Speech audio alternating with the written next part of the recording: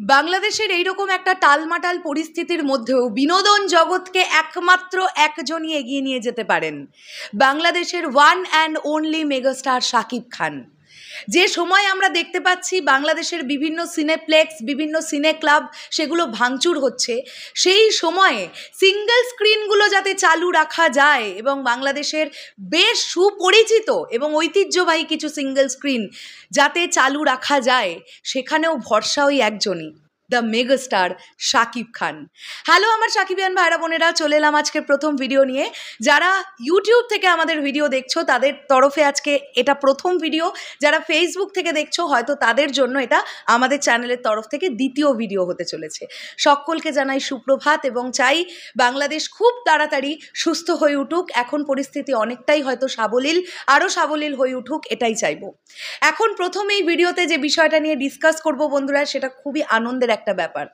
আমি একদম inner update একটা পেলাম বা একটা জোগাড় করতে পেরেছি, সেটা হচ্ছে বাংলাদেশের বেশ কিছু ঐতিহ্যবাহী সিঙ্গেল স্ক্রিন, যেমন রংপুর শাপলা, গাজীপুর বর্ষা, গাজীপুর উল্কা, ময়মনসিংহ ছায়াবাণী, এছাড়াও আরও বেশ কয়েকটা বনরূপা সিনেমা হল, এই সিনেমা হলগুলো কিন্তু খুব শীঘ্রই মেগাস্টার শাকিব খানের পুরনো সিনেমাগুলোকে আবার চালাতে শুরু করবে।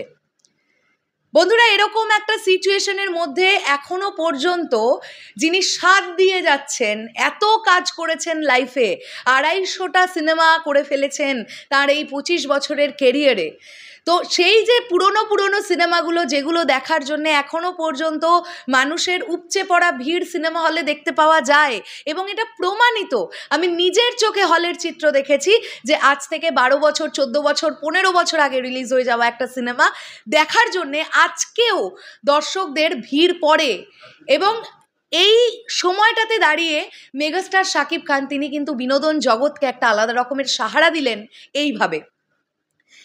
এই যদি মেগাস্টার শাকিব খানের সিনেমাগুলো, পুরনো সিনেমাগুলো না থাকতো, তাহলে কিন্তু হল মালিকেরা হয়তো হল বন্ধ রাখতো এবং মোটামুটি যতদিন না দেশের পরিস্থিতি পুরোপুরিভাবে সুস্থ হতো বা পুরো সমস্ত সিনেমা হল আবার ঠিকঠাক হতো বা নতুন কোনো সিনেমা না আসতো, হয়তো এই সিঙ্গেল স্ক্রিনগুলোও বন্ধ হয়ে যেত।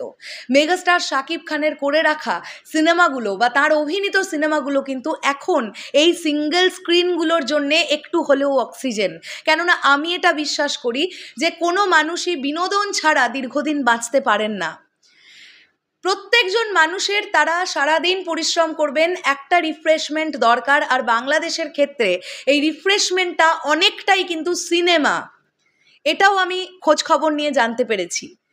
সো এই আপডেটটা তোমাদের কাছে পৌঁছে দিতে পারলাম বলে ভীষণই ভালো লাগছে। এবারে তোমরা যারা ময়মনসিংহ ছায়াবাণী বা গাজীপুর বর্ষা, গাজীপুর উল্কা, রংপুর শাপলা এই সিনেমা হলগুলোর ধারে কাছে থাকো, একটু হল মালিকদের কাছ থেকে খোঁজ নিয়ে দেখো, খুব তাড়াতাড়ি কিন্তু মেগাস্টার শাকিব খান অভিনীত পুরনো সিনেমাগুলো তারা তাদের হলে চালাবেন। শেষ করলাম ভিডিওটা, দেখা হচ্ছে আবার খুব শীঘ্রই। অনেকেই প্রশ্ন তোলে না, কেন শাকিব খান মেগাস্টার? এই সব কারণগুলোর জন্যে শাকিব খান মেগাস্টার, এই কারণগুলোর জন্য। যাই হোক, শেষ করলাম ভিডিওটা, আসছি আবার খুব শীঘ্রই। তাহলে এখনের জন্যে টাটা।